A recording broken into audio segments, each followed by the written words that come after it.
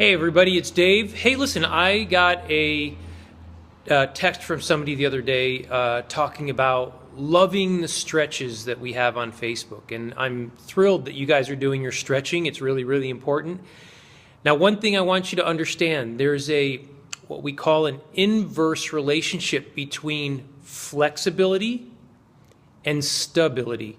So having stability throughout the entire musculoskeletal system is super important, because if your joints are too loose, then you're going to have instability, which means you're probably going to start having things like hip pain and SI joint pain and low back pain and shoulder pain and knee pain and all those joints that we think of, yeah?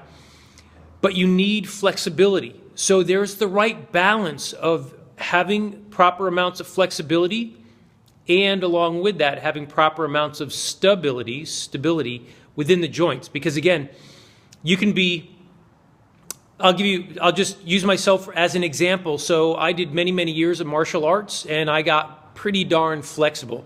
Maybe not as flexible as a gymnast where they put their leg like straight up over their head, but I got pretty flexible. And what happened because of that was I found that I started getting hip pain and low back pain in my SI joint.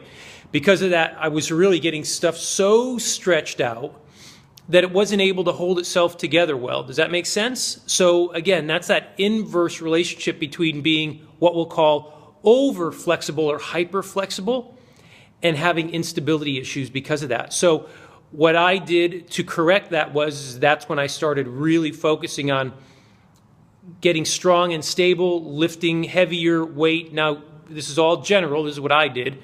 And I watched myself very carefully, make sure I was doing everything correctly. But then by doing that, I brought stability back into it. I was able to balance out my flexibility and stay flexible, but still have that stability that I needed. So I want you doing your daily stretches, absolutely. And I also highly recommend working on things like core stability. So we talk about that core, right? Those are quotation marks on each side. So you really have to strengthen that core, because that's a group of muscles, by the way, which include your diaphragm, your pelvic floor, the transverse abdominis, and then what we call the multifidus up and down the spine.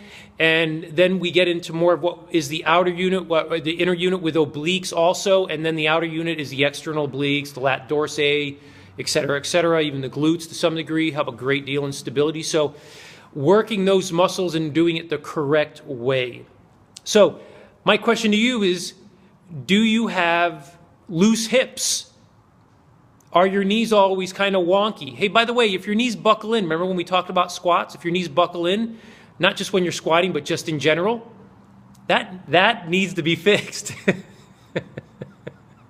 Okay? The last thing you want to do, especially if you're a woman, is have your knees buckling, because it makes you look like a 5-year-old that has to go to the bathroom and they're crossing their knees, right? It's not, it just does not work, right? So let's get that squared away, and let's talk a little bit more about that in future podcasts and things like that. In the meantime, share this with a friend. Remember, we're in the middle of the holidays. I want you eating clean. I want you getting lots of sleep, drinking lots of water, right? Don't overindulge. Don't indulge at all, at least in the foods and stuff, okay?